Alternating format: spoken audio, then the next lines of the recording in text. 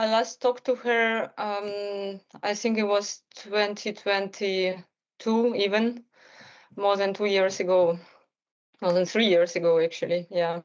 And right now, she's been taken to Ukraine with some of the other political prisoners. Is that right? She's given a video message, I know, I think with the Ukrainian security services, basically calling for all prisoners, all political prisoners to be released. What do you know about her well-being? The conditions. Has he spoken to any of you yet? Have you spoken by phone? I talked to Maria shortly by video, just after the moment she crossed the Ukrainian border. She looks fine, and they were still waiting for other political prisoners to come to cross the border from Belarus to Ukraine. You see that she also met with Viktor Babarika and Maxim Znak, leaders of 2020 Belarusian presidential campaign, who spent in prison more than 5 years as well.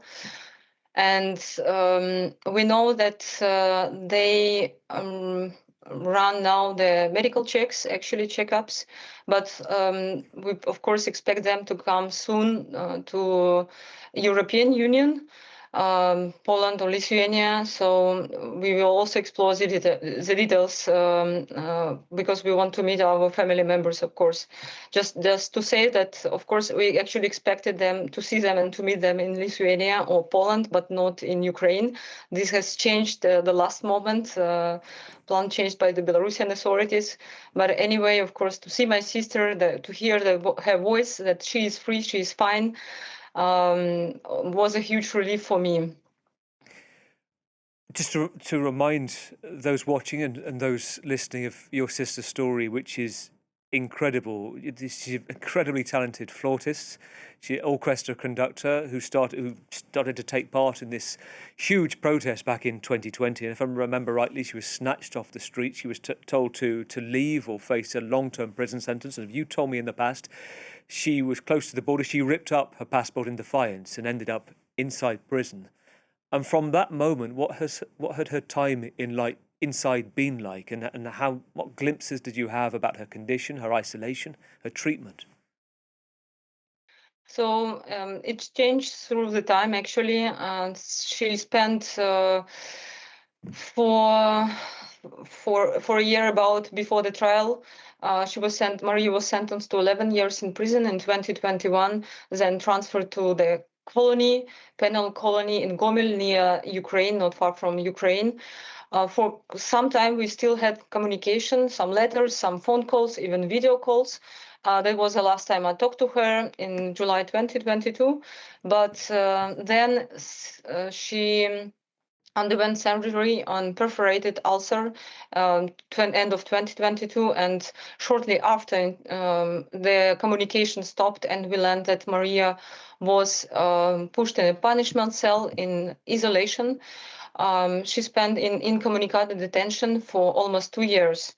No news from her, direct or indirect, and we know that she didn't communicate with anyone there in prison. Last year, we learned that Maria's health deteriorated. Her weight dropped to 35 kilos, and we make actually a huge campaign about it. And I think at some point it worked, because a year ago in November 2024, her isolation stopped.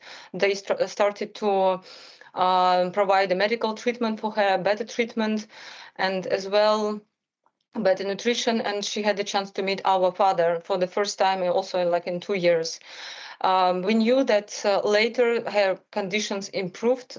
So during this year, there was no isolation already, but they didn't allow any communication, letters or phone calls with her during a long time. And all this time I advocated for her release, and as well as for release of all political prisoners in Belarus, because of course attention to our situation, our country, drastically decreased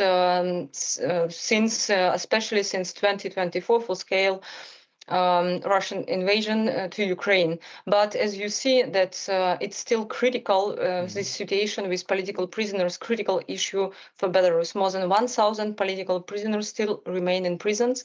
Of course, we are very happy that today 123 were released. But there should be much more efforts as well done. Yes. And we appreciate, of course, work of the United States government, Trump administration, that they are leading these negotiations that lead to such important results, release of political prisoners.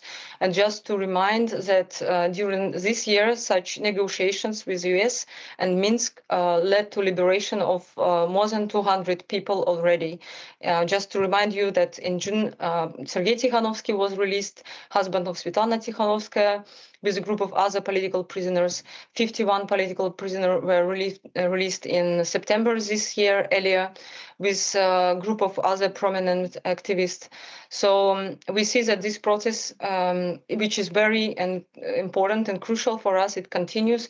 And of course, we will continue that to advocate for further releases and so that number of political prisoners in Belarus become actually zero. Yes. And other side, yes, repressions are still continuous in Belarus, and I think that it's also a part of the US negotiations, and it could be a part of EU negotiations with Belarus on this topic.